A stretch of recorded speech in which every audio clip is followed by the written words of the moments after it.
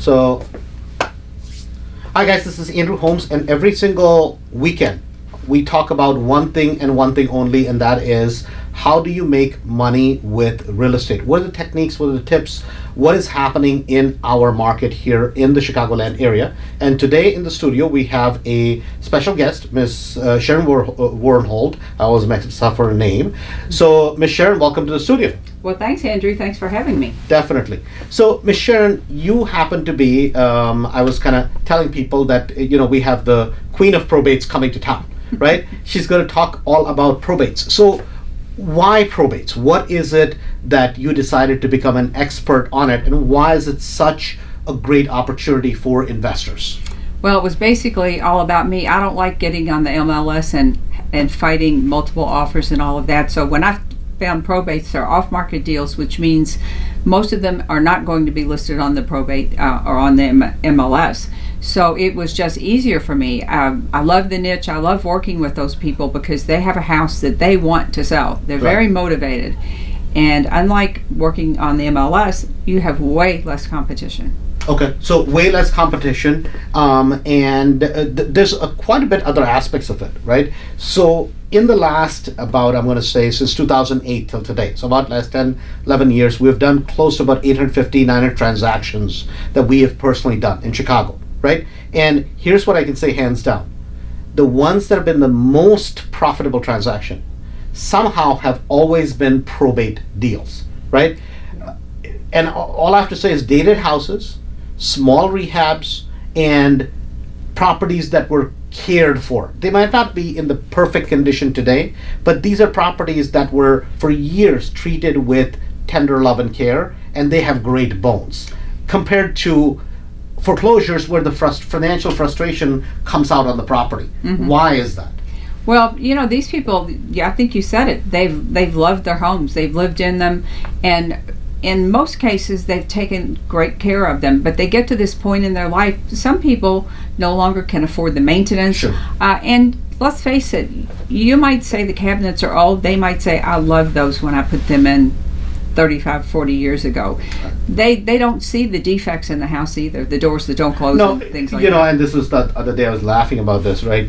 That, used to be that being able to buy a refrigerator, right, mm-hmm. at one time was a big deal, mm-hmm. right? I mean, now it's a disposable item, right? Mm-hmm. And so people would buy an ice box, right, or a refrigerator, and you would have it for forever. The next 15, 20 years, and if something happened, you call a repairman mm-hmm. to fix the refrigerator, mm-hmm. right?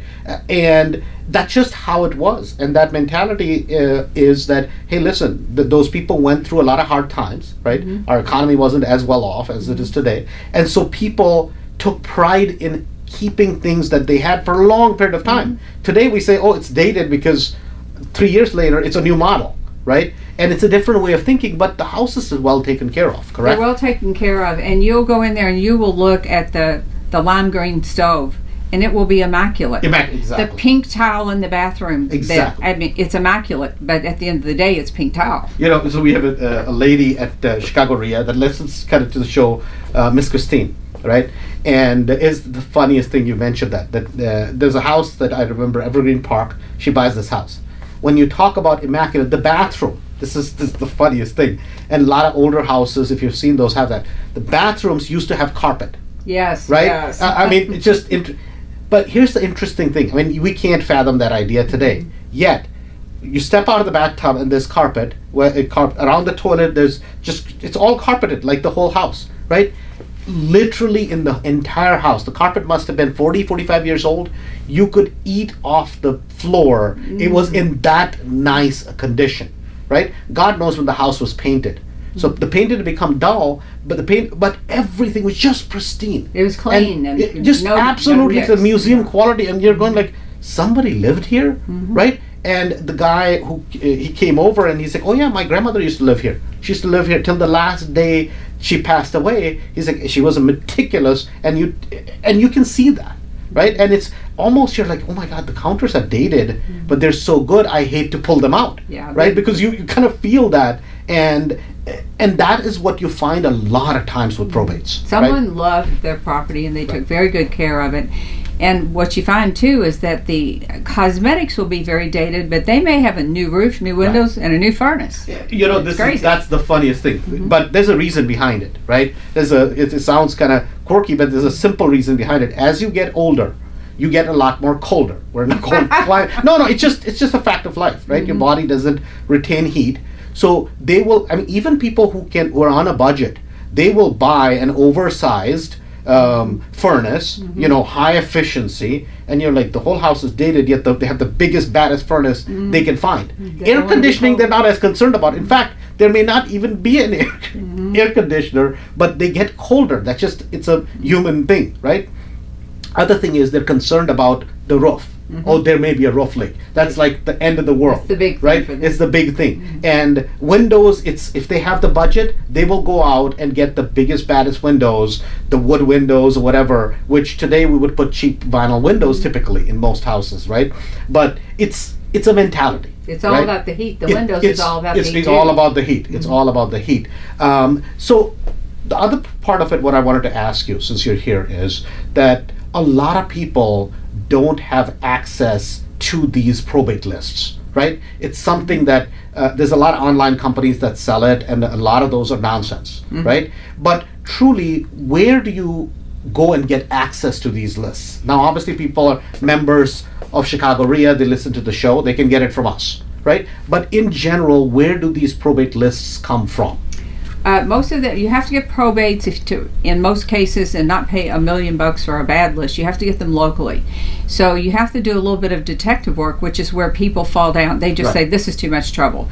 But you can Google your probate plus your county, probate plus your city. You can look at those things. Sometimes it'll serve up resources. They may be online. In my city, they're published in the newspaper, and it has all the information that you need. So worst case scenario, you're going to have to go to the courthouse, and nobody wants to do that. So either you go to the courthouse, or so it requires due diligence. In our case, if you're in the Chicago market, you can reach out to Chicago RIA, right? We gather it for all our members, and you can get it from us. So if somebody wants to contact you, they want to find out more, they want to learn more, right? And one thing I have to give you credit, I don't know if you knew this or not, right? I have never in my life been to a real estate seminar, ever, except yours. Right? Ever. I have never gone to any real estate seminar, ever. Right? And I mean this with respect, because you were the first one that I heard your podcast. I heard a lot of stuff, and I'm like, she talks at least like normal human being, right? I mean, that where it was information based rather than, oh my God, buy XYZ, right? And so I just wanted to kind of give you a lot of credit for that, because as far as I'm concerned, it was good, solid information. So if people want to contact you, how do they reach out to you? Is there a phone number, website? How do they reach out? Best way is to come over to the blog, the Louisville Gals Real Estate blog. They can contact me through there. We do post on there when we're having another marketing event, which is we're having one in May.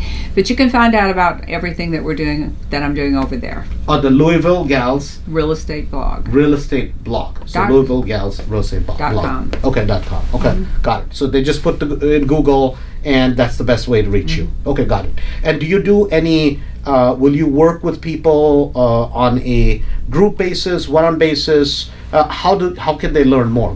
They go to the boot camp that you have? They can come to that. That's May 19th and 20th. If you want to learn about probates, I've got a brand new probate course coming out. People in Chicago are going to see it first. There are a lot of different ways you can work with me, but they're all on the site. Okay, got it. Great. Thank you so much, Ms. Sharon, for being here, and we'll hope to see you again in the future. Well, thank you, Andrew. Chicago Flipping with Andrew Holmes will return next Sunday at 12 noon. For information or questions about content of this show, or to speak to Andrew, call 844-MONEY-55 or visit ChicagoCashflow.com to learn about upcoming seminars. That's 844-666-3955. And be sure to tune in next week.